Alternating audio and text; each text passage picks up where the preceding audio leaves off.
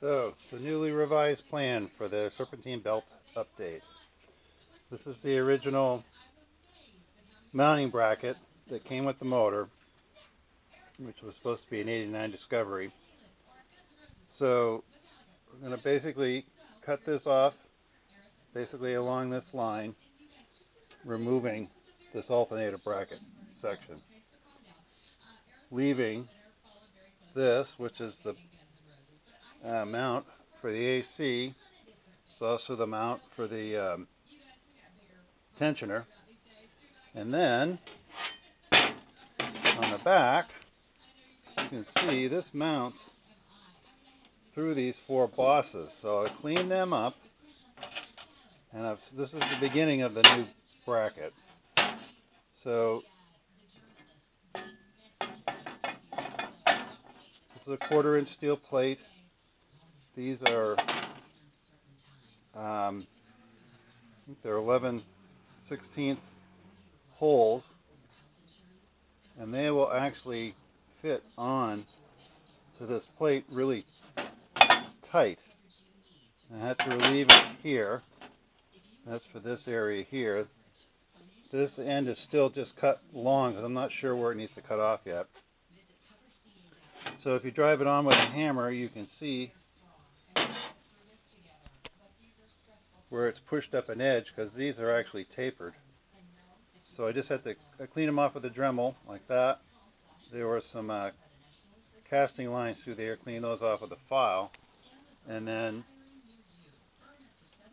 put the plate, nice crisp edges from the drill, and that's wedged that in. So it's going to press against there, be wedged there. I may add some shim stock onto the steel just to make it press here as well, but I don't really think that's going to be necessary. So that's the plan. So I'm going to do that, and then I'm going to make essentially this mount out of plate steel, but I want to lower it down a lot. So this pivot will come down to here somewhere, and this one ought to come way down.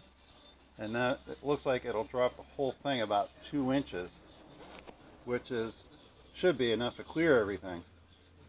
So I did look that as this mounts with the alternator, the original alternator that fit this, the alternator is clear of the front of the engine, at least the rear of the alternator, so that the lower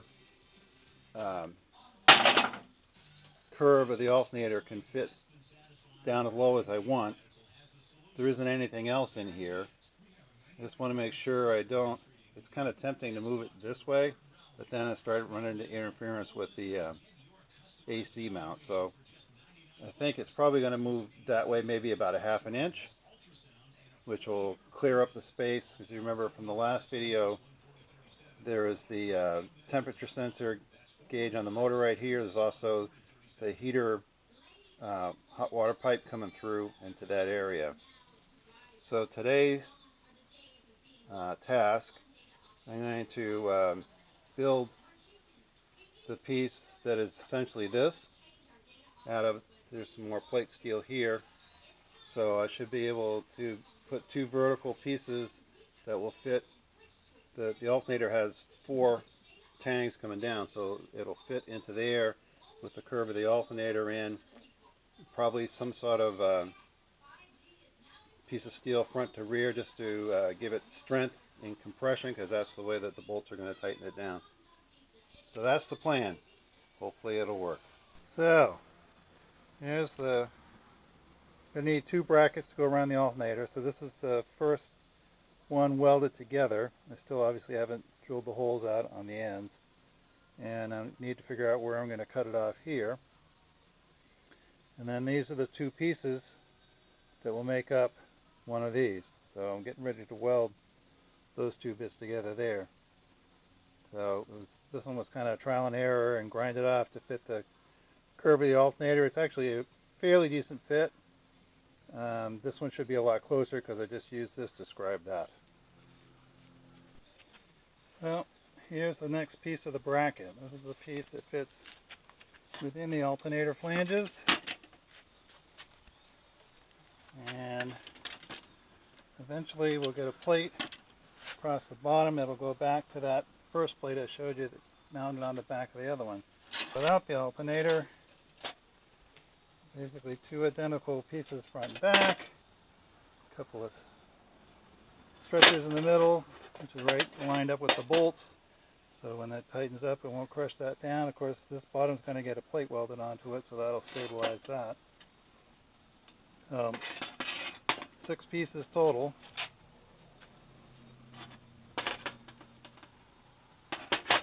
This was probably the fussiest bit, was to get this to match the curve of the alternator. And then when I drilled the holes, I held everything down an eighth of an inch or a little more, just so that this would be in close proximity but not touching the alternator there. The only points of connection here and there, so I didn't put any weird side load on it or anything like that.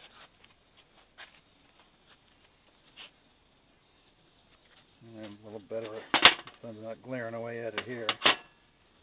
See all the bits.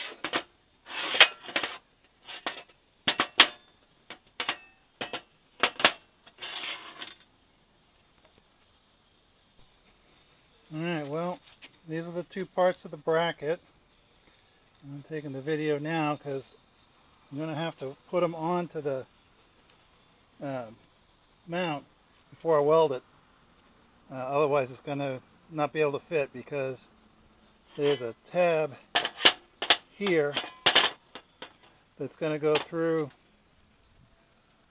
this through bolt, and this is the back where the rear plate mounts through those holes.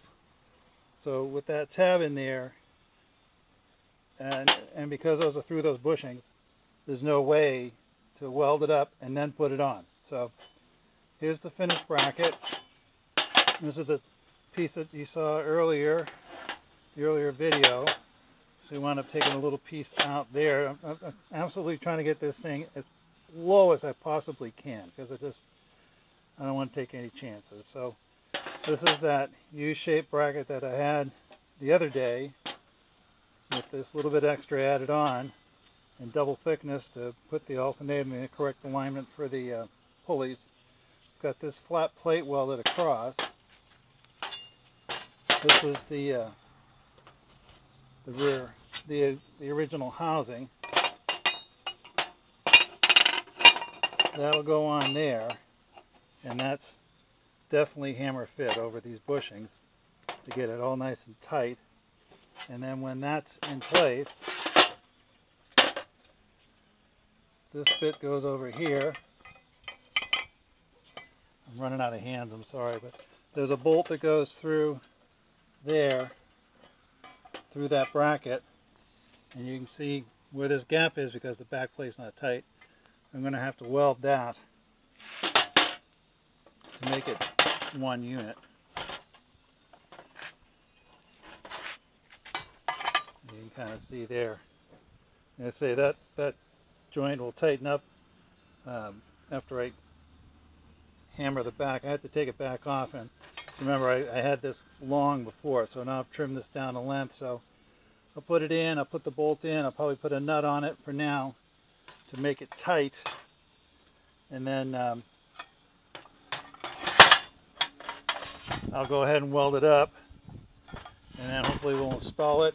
And you know, I sort of roughed it into the car yesterday, and it looks like it's going to fit, and I got maybe a half an inch or more clear, but it's really tough to measure. You can see that there's the car minus the bonnet, so I have to put it in and then try to project the line across, figure out how high the alternator is, and then the bonnet's over here, and trying to figure out how much additional room it has in here with the shape of the hood.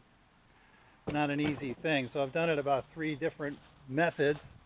They all came up saying I got a little bit of extra space. So I'm hopeful. So if that works, then I'll have to, I still need to get the clearance on the bell housing. So I think the easiest way to do that is going to be to pick the motor up. I may not take it all the way out, but at least pick it up, and I can pull it off to the side a little bit with the engine hoist, and then bang that. Use the micro adjustment hammer and put it back in, and then I think I can bolt it down. So I'll take another video after I get that thing bolted in, see how it went. New bracket lined up with the shorter bracket that let the hood close but still touch, and as you can see, that hole's about 3/4 of an inch lower, and that one's at least 1/2 an inch lower. And we'll roll it off to the left just a little bit.